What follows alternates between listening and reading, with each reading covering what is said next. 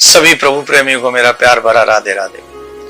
इस वीडियो में हम चर्चा करेंगे निर्जला एकादशी के व्रत की। ज्येष्ठ मास के शुक्ल पक्ष की एकादशी को निर्जला एकादशी के रूप में जाना जाता है। बहुत सुंदर इसका महात्म्य है। हमें हमारे परिवार के लोगों को इसके विषय में जानना बहुत बहुत जरूरी है। काफी लोग ऐसे होते हैं कि एकादशी के दिन भी अन्न खाते हैं, वो बिना व्रत के वो व्रत नहीं रखते हैं। और आजकल के सनातनियों के विषय में तो हम कहें ही क्या, वो तो मन के मुताबिक आचरण करते हैं और जो मन में आता है वही करते हैं। पर फिर भी ठीक है, हम आपको ये बताना चाहते हैं कि एकादशी के व्रत में क्या लाभ है। निर्जला एकादशी का व्रत कैसे प्रारंभ हुआ, तो ये विषय है कि जब भगवान श्री कृष्ण पांडवों के साथ विराजमान थे तो सभी चारों भाई भीमसेन का उपहास कर रहे थे कि ये खाता बहुत है। तो भगवान श्री कृष्ण ने कहा कि व्रत रखा करो। तो भीमसेन ने कहा कि प्रभु आप क्षमा करें, मैं व्रत तो नहीं रख सकता क्योंकि मेरे उदर में ब्रक नाम की अग्नि प्रज्वलित रहती है। मैं कम भोजन भी करूं तो भी मन नहीं भरता और मेरा शरीर ये बर्दाश्त नहीं कर पाता है। तो एक समय वेद व्यास जी महाराज उनके पास में जब पधारे तो उन्होंने भीम ने वेद व्यास जी से प्रार्थना की, बोले महाराज ये सब मेरा उपवास करते हैं और मुझसे बिना खाए रहा नहीं जाता, आप कृपा करके बताइए कि मैं क्या करूं। तब वेद व्यास जी महाराज ने कहा कि भैया भीम एक काम करा करो, तुम अगर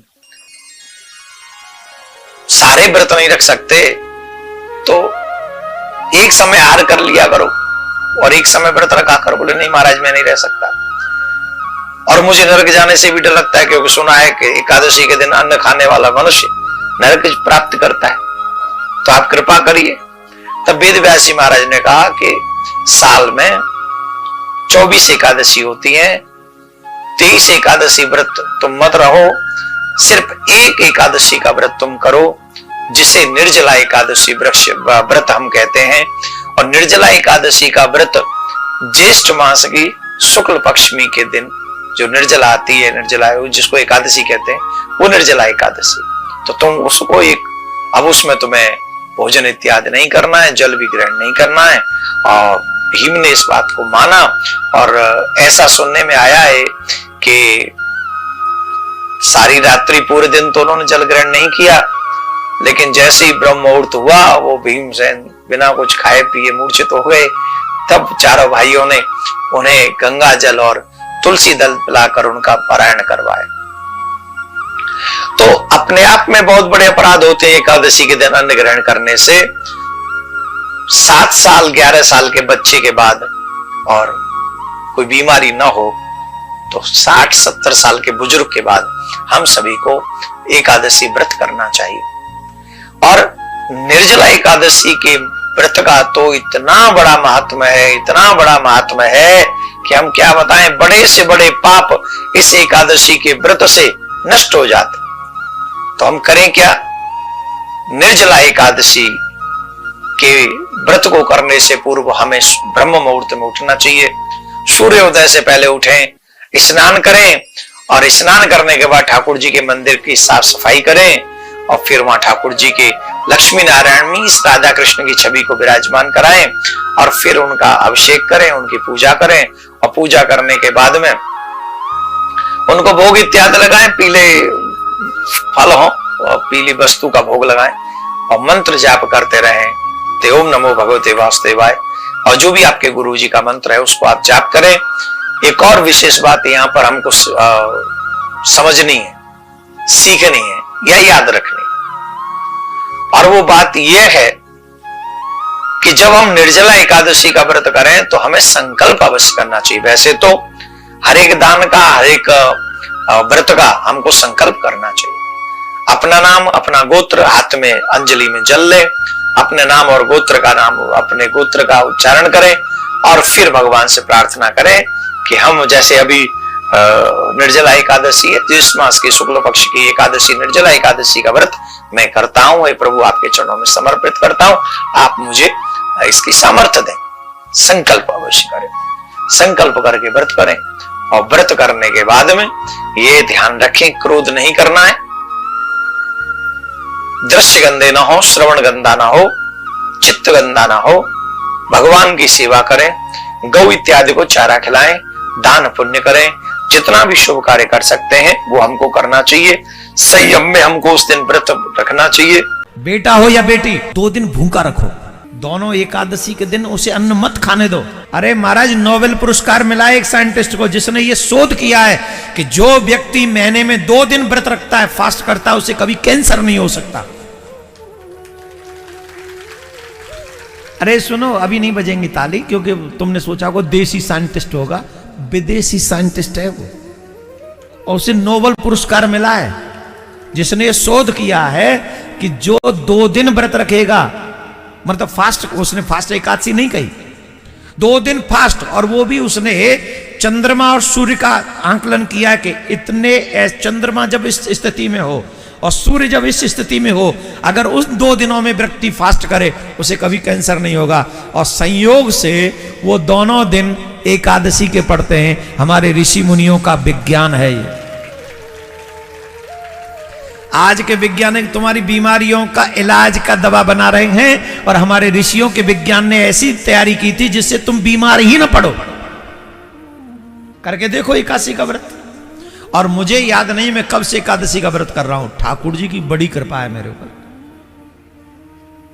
बड़ी कृपा है।